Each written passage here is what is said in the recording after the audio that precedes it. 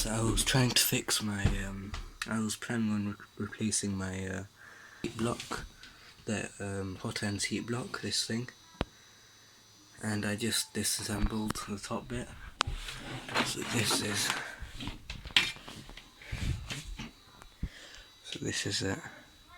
This went on top of here with those screws.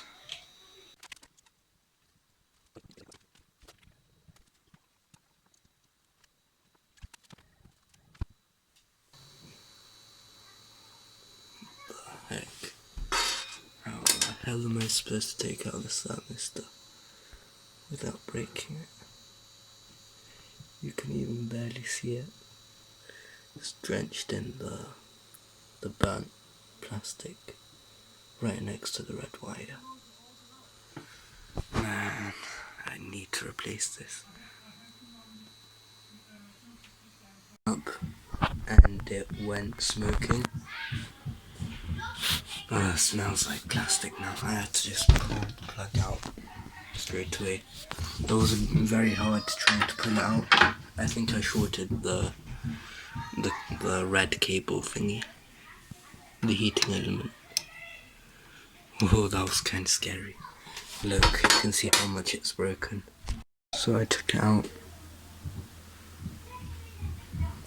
Over here, and it bent quite a bit. But so I just take it out and swap it out. I took the fan screws off the fan case. So here, and then here. This is it. Holy flip. The heck? That's messed.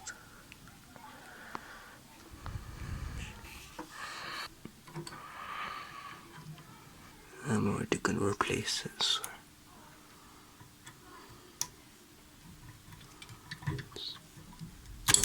flipping ripped out. Yeah, that's stuck in there, I guess. Or maybe I actually did get out, yeah. Guys, I now took it out a bit with this wrench. Yeah, I'm gonna do that without recording with it. And it left this piece behind. Well, I've had this printer for 2 years, maybe more than 2 years, and it served me good, so now I'm experimenting with it, yay. Hope nothing burns. This is a flipping burnt thing. Look at that.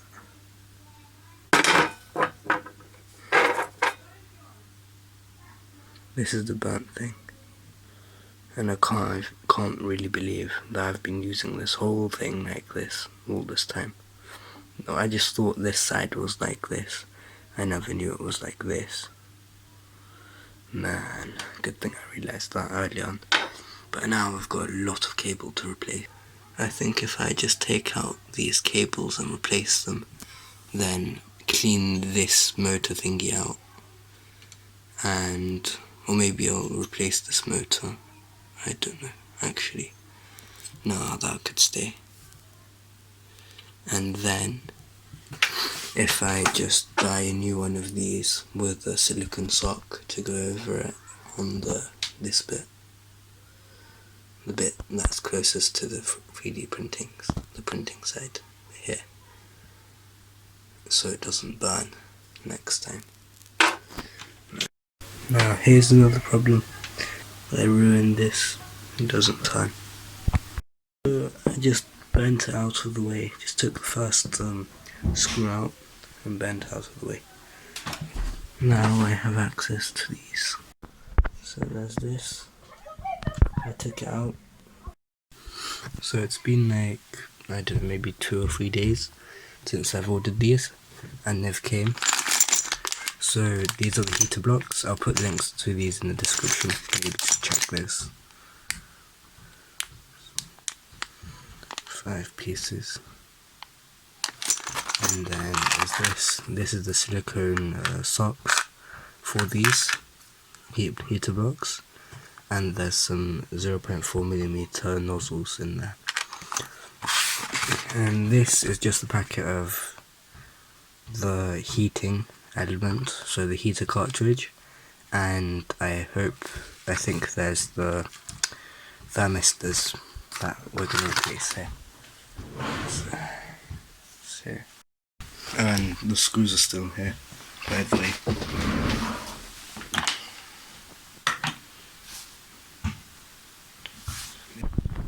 So this is how it fits, very good, nearly perfectly, well basically.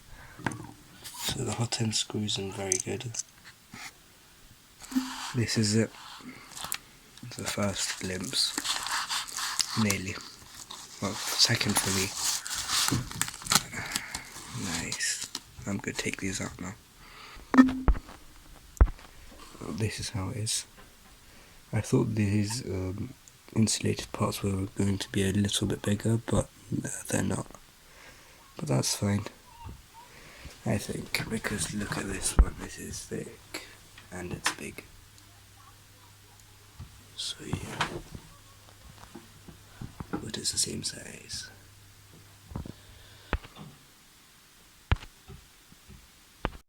I cut off a piece using scissors. Cut off a bit more than I need. Just gonna splice it on there. Guys, I just realized I ordered the wrong thing. Fudge, I should have just... It's a cable. It's a connected cable. That's a connector. Damn it. This is so annoying. So I took it off. I don't think I need to order one, because I'll just cut here and then just replace it. By the way, it doesn't matter which side you connect these thermistors from, and yeah, it doesn't matter, so I'm just going to connect it like this probably.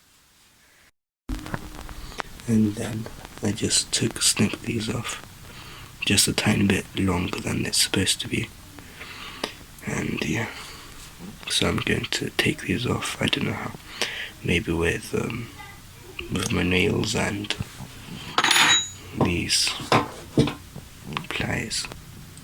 So yeah, you have to be really careful with this really thin wire. I recommend you before you strip this wire off, you should practice a lot with some of these, the wire you cut off earlier. So I'm just practicing with this, trying not to use these pliers to take it off a bit, just to make the wire a bit thinner. Then I use the scissors to really lightly, gently cut it open. Then I use my fingers and nails to pull it off. You've got to be really gentle with this as well. Finally it's done. Now it's been stripped. Now it's time for this one, stripping this one. Now I'm going to practice using these. Stripping this one, this cable, is actually way easier. So yeah, I just did one. Now I did these, I can solder them together. Now I'm going to cut this bit off, maybe from here, just above this space, above here, just there. And then I'll replace it with these. With this. Yeah. Okay. It looks a bit cracked here, but I think that's okay, because this one's even worse. Or maybe not. I cut it off and I took the sleeve that was on it. Yeah. So I'm going to remove it and replace it here. Now they're both on, and it should fit in very good, neatly in here. Boom. Like this. I screwed this heat block back in, and just leave like an even distance between these. So this bit slips into too much inside, and then so this is how the bottom looks like. And then I haven't tightened this bit down yet though. And then I took off the fan case again, and then I took this bit off, slid it off, and then just put this bit in here. And yeah, carefully, by the way, when you bend this bit, bend it really carefully so these two bits don't touch or break. Okay. And when you slide the fan cover back on, you might need to bend it a tiny bit more so it just slides back on. And make sure, do not make these two wires touch. Be very sensitive and careful about that.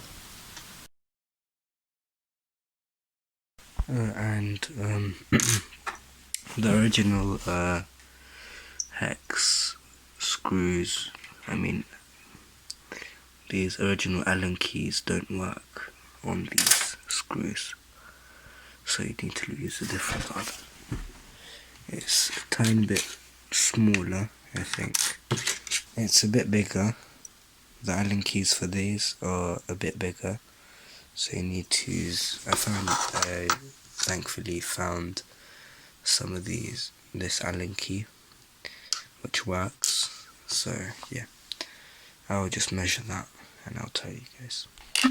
So I just measured it. This one is 2mm in diameter, and this one, the original one, is 1.5mm in diameter. So I'm going to tighten this. Then you can just tighten it, and yeah, I'm not sure how to actually tighten these things, like how much to tighten it. I'm not sure how much, but I'll just do it kind of tight. Make sure that your wires aren't like hanging off like this. So these wires, look. Make sure they aren't touching this hot end. So the heat block. So you can so before you do that, so instead just get these and fold them into the corner here, and then hold it like this, and then put it like this, then put it on.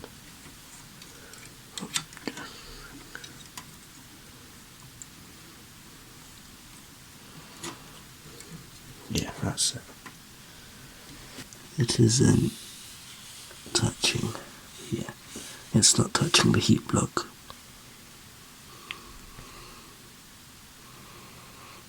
Now it's good. So it's tucked away. Don't forget to tighten it. Don't forget to tighten this this screw so it can hold the heater cartridge in place. So, and when you tighten it, make sure this thing doesn't move, so it doesn't break this middle neck thing, this screw. Otherwise these wires might touch as well, and the plastic might ooze out of here. Maybe, yeah. Now I'm going to cut it just a bit above the length of this wire, and yeah, then I'll just strip them and connect them. Now once again, I recommend practicing cutting the cable first before you actually cut this bit off. Now that I've stripped them off safely, I'm going to cut off these excess thingies, stringy things. Cut this one as well, and then put them together. But before that, I'll of course put some heat shrink tubing on and then solder them together. Now I just cut this one and I cleaned it off, again, just like last time I did on these. And now I just need to solder them. Just need to put some heat shrink tubing through and then solder them, and then yeah, and then I'll do these. It's been like 2 weeks or maybe 3 weeks since I recorded this, and now I have heat shrink. Well, I had some heat shrink from my friend, but that didn't really like work properly. So it's it worked a bit for the small wires, for these ones. I stretched it out a bit, and then yeah, it works good for them. But then I realized that I needed some heat shrink for these bigger cables, wires. So I decided to buy a set of them, and yeah, this is it. Yeah, for like £7.50. So I put the 2 heat shrink tubes here on these cables.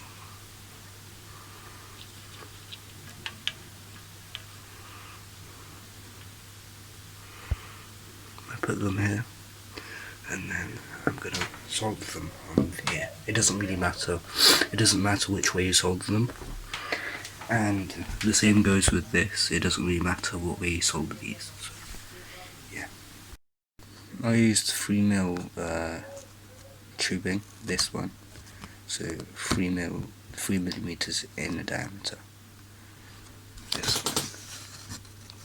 This one. Now for the thermistor cable, wires again, I used a 1.5mm in a diameter heat shrink, and I put on this one, the black cable, and yeah, that's it.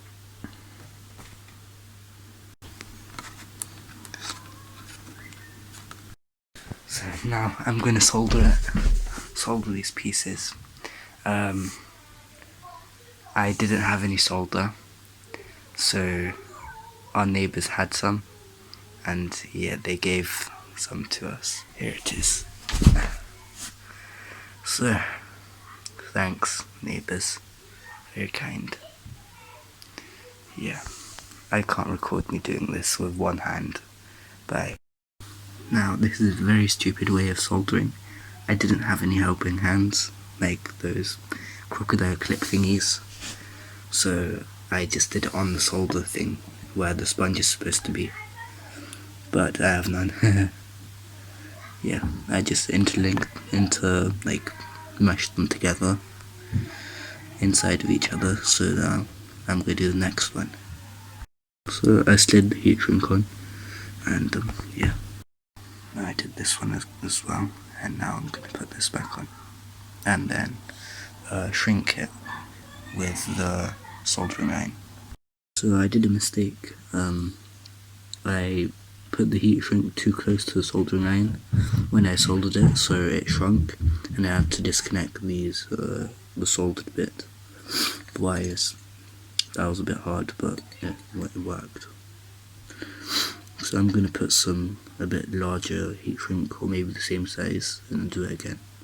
I had to strip some more wire off, because it just broke a bit of it. Or maybe the plastic shrunk, or something else happened.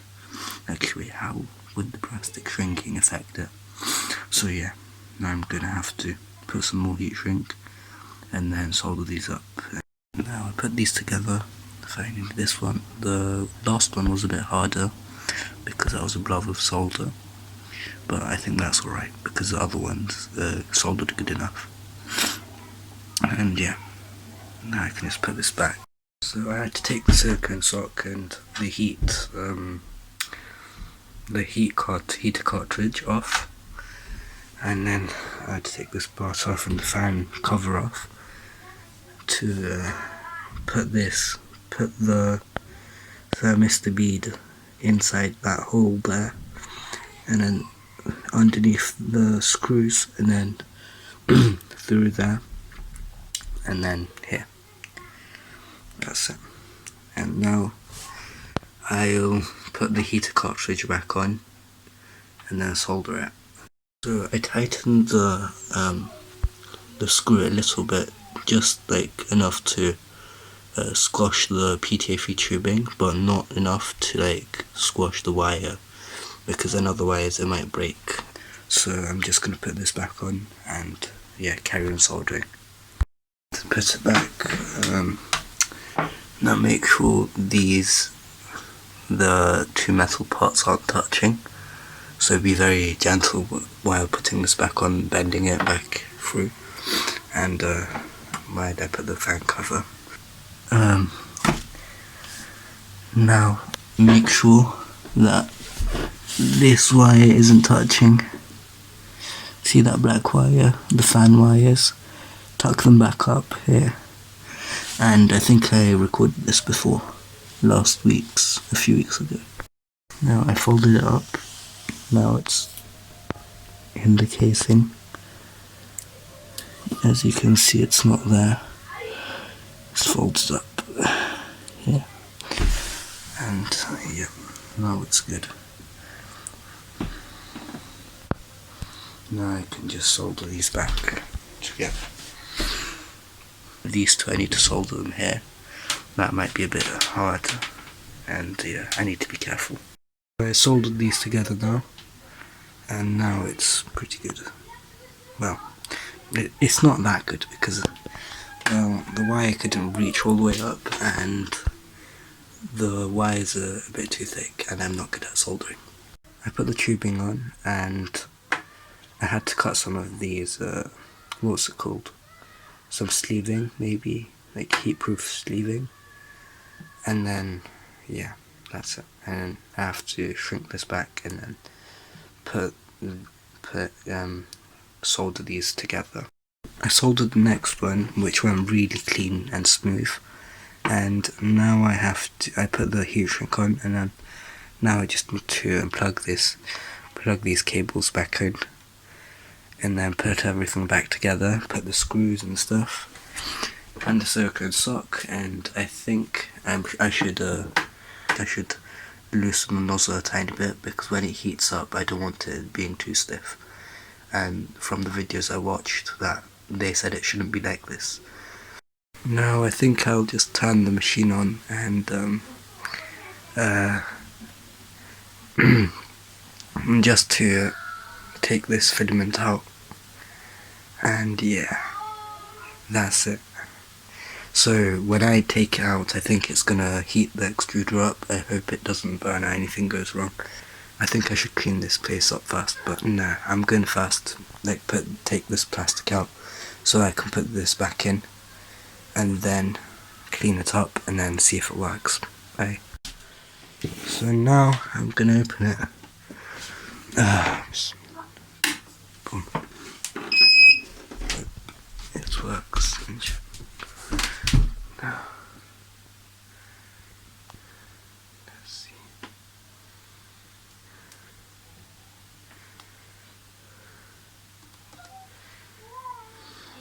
I know what you do. Yeah, it's heating. Oh, shoot. That heated up too much. The extruder colour changed. Yeah. See, oxidization. And on this side, there's nothing. See.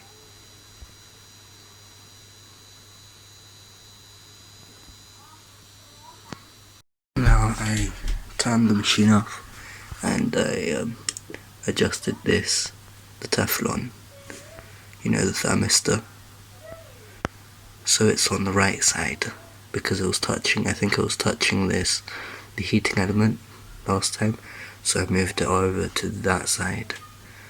And yeah, I think I squeezed it a bit too much, but I think it's alright. Not too much, but just enough to feel it. So this is what? I said 100, now it went up so high. But why? Just did it by 20. Now it's on 130. It was at, like, when I said 80, it went to 80, but now it's on 100, it's on 130, and now it's going down. That's maybe then, when I set it to 110, maybe it increased by 20 more and went to 230. 102. Yeah, so let's see what happens when I increase it by this. I'm just going to keep this here. Increased it by 10. What? It gives power too fast. What the? Goes up to by like 20. Oh no. Okay. So I increased it by from 80 to 100. It went up 20 degrees more than 100, and now it went up 30 degrees more. Yep, 150, 30 more. It jumps up by 30. So I'll just test this. Now I'm going to do like a table, so of how much it increases by however much I like increase it by. Let's say I increase it by 10. I'm going to see how much it increases like actually, and then I'm going to increase it by 20 and then 30 and see how it affects the increase.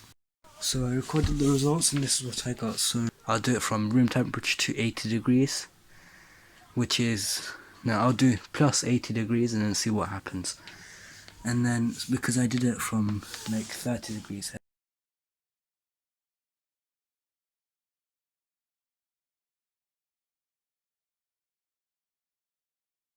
I figured out that if I set it to 130 degrees from 25 degrees, which is room temperature, and then it goes to like 210 degrees, I estimated.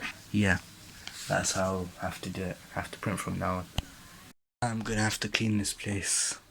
It's been really messy for a few weeks because of fixing this printer.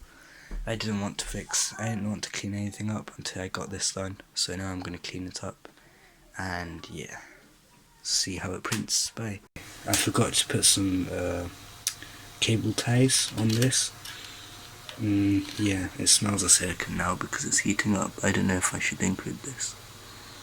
So now I put the screws back in, and then I oh, not this one, because I don't know where that one is, or maybe I replaced it with this screw,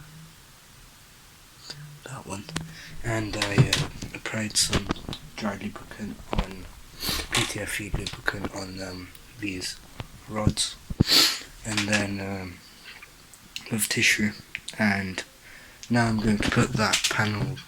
So it's the next day, and well, I cleaned the printer and the table and underneath it, and most of the stuff, just things. Now I put this cover back on, but I lost this screw while putting it on because it dropped somewhere down there probably, but I checked and it's not there, so I have no idea where it's gone. Maybe inside the machine, but I don't know how it could have gone there. So yeah, now it's a bit annoying not having that on. I leveled it and I put the clips back on with some masking tape, and the heated bed doesn't work now, so I might fix that in another video or some other time. Now I'm going to get some files to print.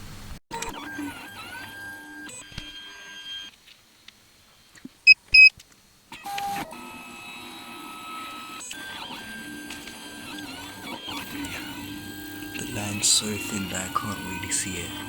Now from the camera, yes. Now I can.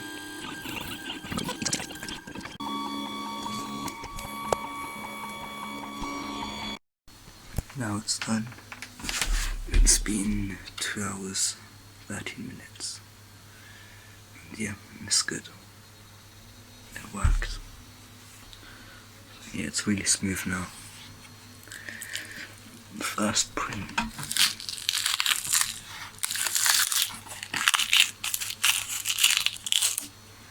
That's it. For my brother.